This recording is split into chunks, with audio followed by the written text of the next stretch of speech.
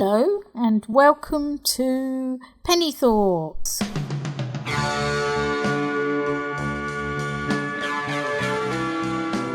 The podcast of Penny Pepper, and you all know who I am, I hope. Penny Pepper, author, Penny Pepper poet, Penny Pepper activist, occasionally in the corners and also in most of my work. If not all my work, it's hiding there. And of course, how could I forget? I am a performer. Am I a performer? I'm a reader, I'm a spoken word poet, and I am sure none of you have forgotten that. But less touring, but hopefully more reading, more speaking aloud with you. So go to my Facebook page and you will hear about that. I've got a Facebook page, Penny Pepper Writer, I believe it's called, and all my updates and lots of other exciting bits get on there too.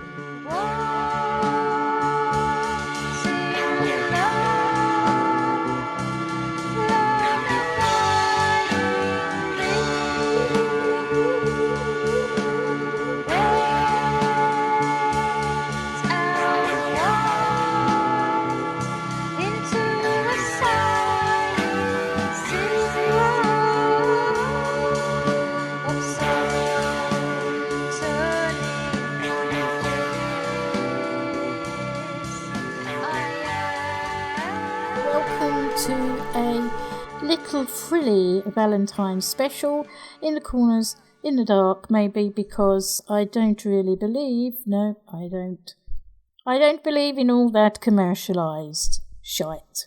But nonetheless, let's celebrate all things love, all things romantic in today's Penny Thoughts. Where am I? I am at St Pancras Station because I live dangerously. Who's scared of the coronavirus? Not me.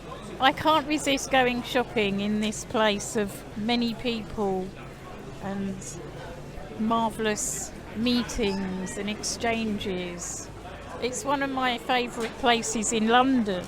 Of course, I have been on the Eurostar and I hope to go again very soon, in a couple of months.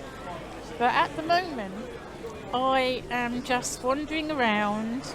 I'm thinking maybe I need to buy a new dress, because I do, but I hope that the sound isn't too bad. This is the first time I've done this on a new microphone for my iPhone, which is actually very accessible for me to use, but let's crack on. I'm going to try and buy a dress.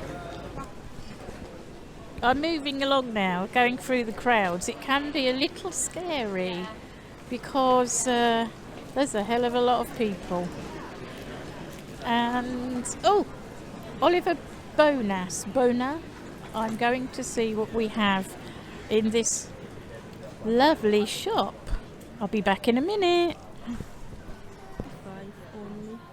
So now, what are we looking at? What's the price? 75 only. Oh, 75. No, this dress might become the dress for my Valentine's Day date with my lovely Kev. So we will have to see. But I don't like having sort of poverty thoughts. I think that's wrong. However, it would have to be a damn good dress for me to spend £75. So I'm just going to have a little look around and see. Now, just for my my beloved, I want to say I'm looking at lots of dresses. I'm crammed in a little tight corner now, where there's lots of furniture. I think it's got a better name, shop furniture. Which I will probably wreck. But I wanted to say for my beloved that there's a hell of a lot of brown. He is the god of brown and orange, so I have to say that. But I don't really wear brown. Sorry, darling, I don't wear brown. I'm on the move again. What's that? Is that another paper chase? Oh. Well, I think my dress might be in good old Marks and Spencer's, but I'm not sure. Anyway, I'm going to dash into paper chase. Who needs an excuse to go rummaging amongst stationery?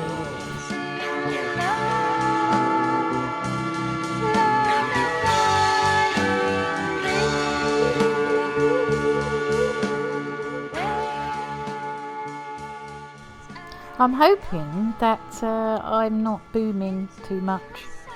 I'm still a little beginner, but I wanted to say let's leave St Pancras for a little moment and move on to a poem with a romantic theme for Valentine's.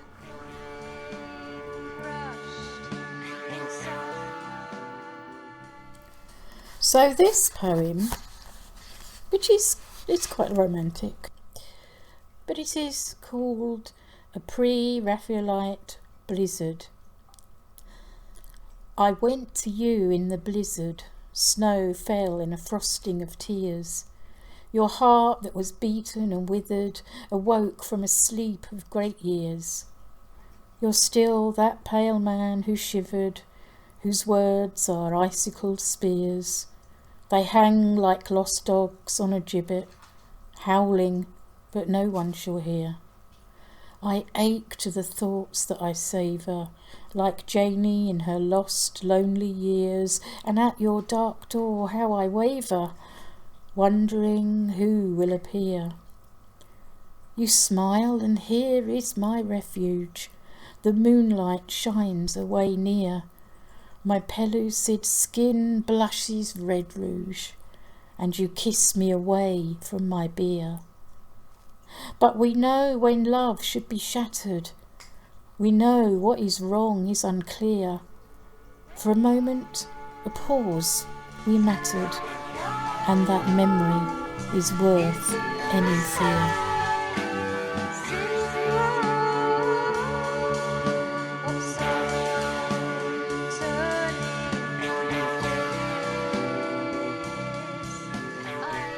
And now a small extract from a story from Desires, which I know many of you have read, and you've also sent me the most wonderful comments, which are always appreciated.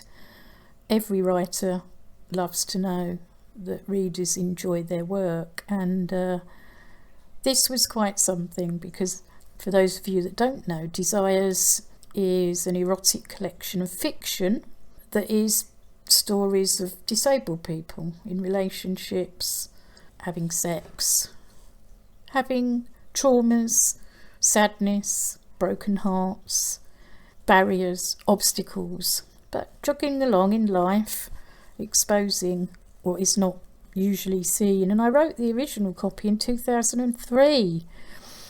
There's not many softback copies left. I have a few. If anyone's interested in buying one of them, let me know. It's also available on Amazon as an ebook in all formats, which is a slightly revised version.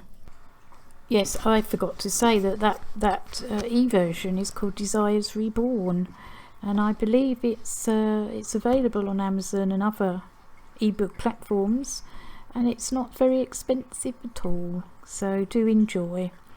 So the small extract I'm going to read today is from a story called The Summer is Free, and it's set in the 80s, and Linda is in one of these interminable rehabilitation hospital type places, where many of us of that generation would be put to basically just grind us into some semblance of what the non-disabled world thought was normality.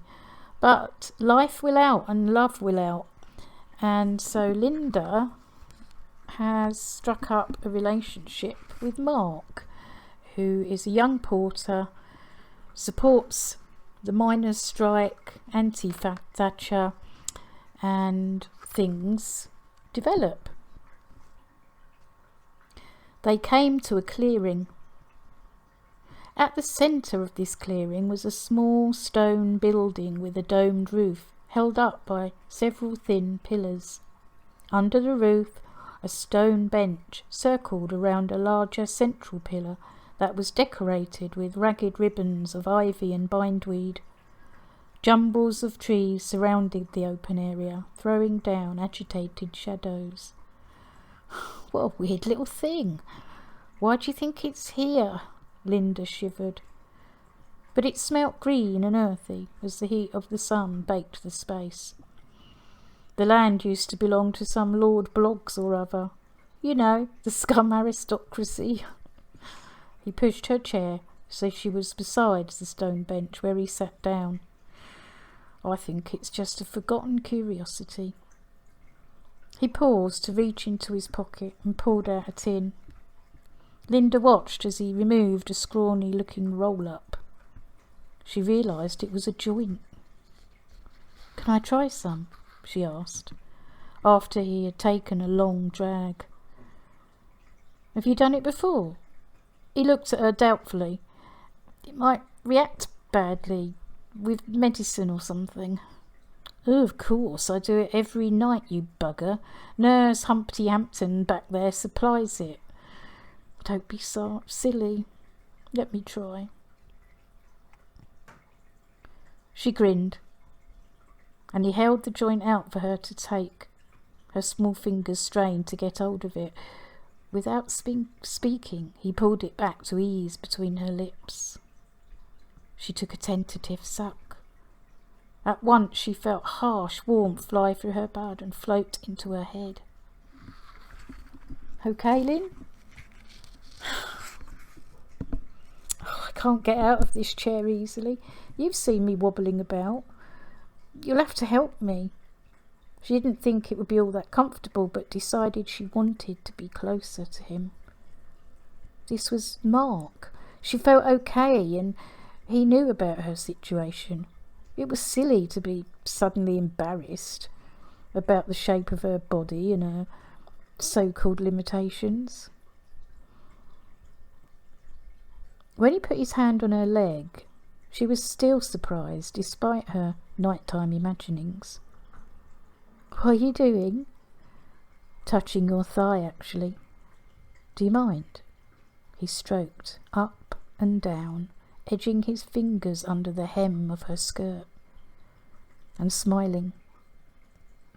"No, I don't mind. I'm just surprised." In a flash of bravery, she put her hand on his. "Not what I expected." He moved so that his face was close, and he kissed her on the lips. With the softest movement, eased the tip of his tongue inside her mouth. His arms wrapped around her. Her elbows protested and her back spasmed. She didn't care and flowed into the movement. He smelt good. He was warm, and his arms felt safe.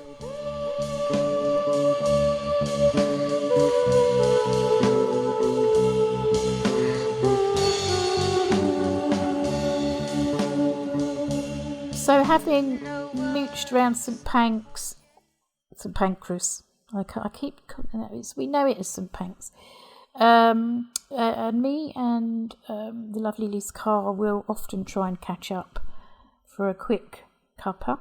So it is with great pleasure and much gratitude for Liz sparing time for me that we meet Liz Carr. Today I'm in the cafe at UCH, University College Hospital, off the Euston Road, demonstrating my highly glamorous life. Lots of background noise and people coming in and out, and the smell of toast. There's the light, delicate smell of toast. I'm just having my daily blast cappuccino, and I am going to say hello to Liz Carr, our very own international superstar. Hello, Liz. Hi, Pen. Are we going to talk about Valentine's Day? We can talk about anything you want, but Valentine's is coming up. It is, and I've already called it a pile of shite, Wow. commercialised shite, so I don't You know. old romantic. Well, I am quite romantic, but you know, it's all those endless. I think you can get a card from your cat Yes. for Valentine's now, and I'm not But really. I quite like a couple. But Do you and your lovely other half yes. do Valentine's?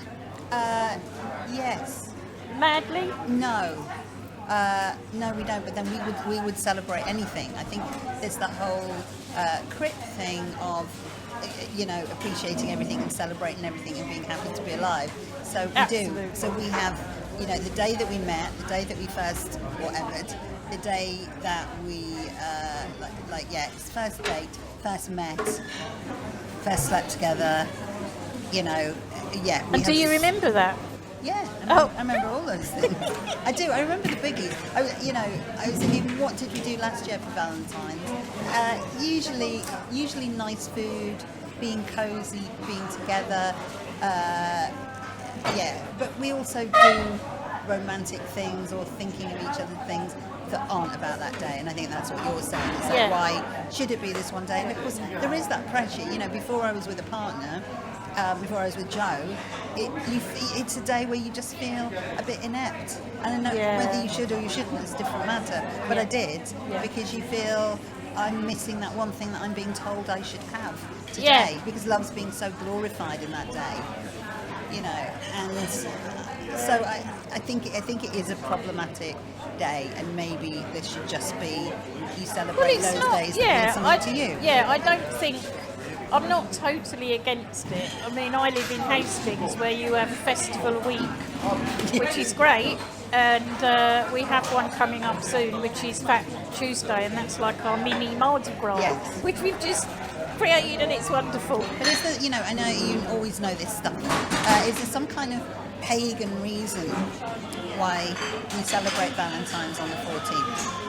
No, I think, as far as I know, it is a Saint Valentine's. But I must admit, I'm slacking that I don't know whether there's any pagan beginnings. It might be Roman, because there was a lot of Roman festivals and God knows what, which celebrated these things. And then the Christians came and sucked them all up. Oh, I'll get some feedback about that. Well, we've just had St. Bridget, who was bride.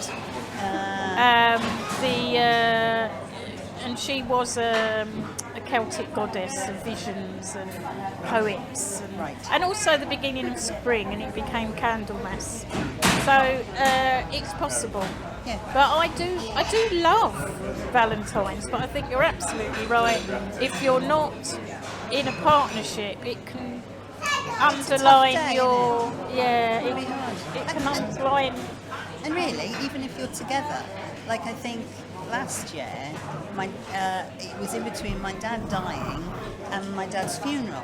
Yeah. And so, I don't think we got cards for each other. And then we felt a little bit, as ridiculously close as we are and fine with each other, the fact that we hadn't been able to do the things that we would normally do to celebrate, again made us acutely aware of almost failing at Valentine's. So, Yeah, and that is it, isn't it? Because you're always up against this idea of reaching the mark of whatever it is you're meant to be doing as a crib.